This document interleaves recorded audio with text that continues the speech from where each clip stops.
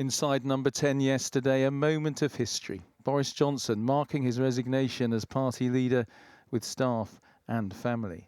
But he is still there as Prime Minister for the weeks ahead as the Conservative Party chooses a new leader.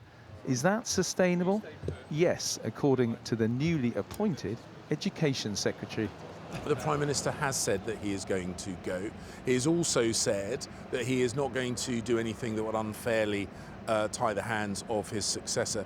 If it wasn't him, it would need to be someone else basically saying and doing the same thing. So it might as well be him in place, giving maximum stability until we get his successor appointed. This could have been a week where two party leaders resigned because of this incident during lockdown. But today, Durham police have said Keir Starmer will face no further action. He says he'll bring a vote of no confidence in Boris Johnson in Parliament to remove him immediately. But isn't that just playing politics? Because if this was a situation that was reversed and it was a Labour Prime Minister who'd stepped down as leader of the Labour Party, exactly the same thing would be playing through. This is just your way of trying to exploit this situation. No, this Prime Minister, Boris Johnson, has been brought down on the issue of trust and integrity because his front bench didn't believe that when they were going out to do media rounds, they were being told the truth. That is a million miles from a policy dispute. You can't resign saying the Prime Minister doesn't tell the truth, he's got no integrity, he keeps sending me out to say things which aren't true, but I'll now serve him for 2 months because I think miraculously in the next 2 months that's all going to change. It just doesn't make sense. Meanwhile, the race for leadership has well and truly begun, with candidates starting to declare. The latest, the former Chancellor Rishi Sunak officially launching his campaign with an online video. Do we confront this moment with honesty, seriousness and determination? Or do we tell ourselves comforting fairy tales that might make us feel better in the moment but will leave our children worse off tomorrow? Someone has to grip this moment and make the right decisions. That's why I'm standing, to be the next leader of the Conservative Party and your Prime Minister. And is he running? We expect so.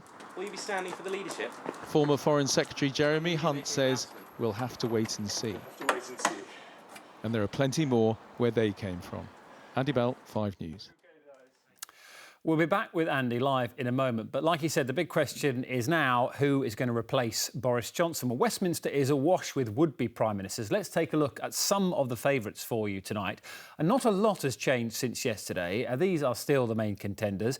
A full leadership battle is some way off. But as Andy just said, in the last hour or so, the fella on the left there, former Chancellor Rishi Sunak has said that he is going to run. The other three on the top line there who've all declared: Tom Tugendhat, well-known MP, the Brexiteer Steve Baker, and the Attorney General. We've seen a lot of her over the last few weeks, Suella Braverman.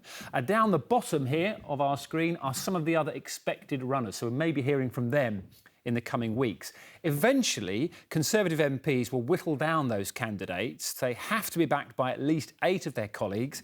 Then there's a series of votes that gets us to the final 2. And at that point, it's then widened out to all 200,000 Conservative Party members right across the country. They will then choose the winner, and that person will become our next Prime Minister. How long all that takes depends on a number of factors. Some MPs have suggested it could be condensed into a 2-week period. That's to get Boris Johnson out of number 10. Others say it could take us all the way through until October. Well, as promised, let's go back to Andy in Westminster. And you mentioned the former Chancellor Rishi Sunak, Andy, and certainly he will fancy his chances, won't he? Yeah, I think he will, Dan. And in this 3-minute video he's released tonight, he makes a number of points. He, first of all, talks about the humble origins of his family, how his grandmother came to Britain with no money. Now, we all know that Rishi Sunak and his wife are fabulously wealthy, but he is trying to counter that by saying, look, I do know what it's like. We weren't always from a very rich family. So he's trying to counter that. He also says, I've run the toughest department, i.e. the Treasury. He's trying to look like he's the grown-up around here. And I thought that section where he said, do we want to tell ourselves comforting fairy tales about how we're doing?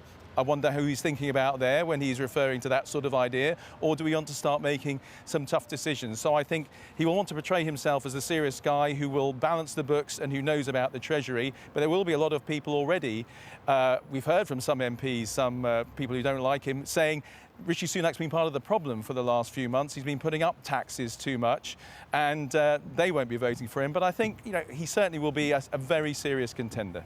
An interesting few weeks ahead. Andy, thank you for the moment.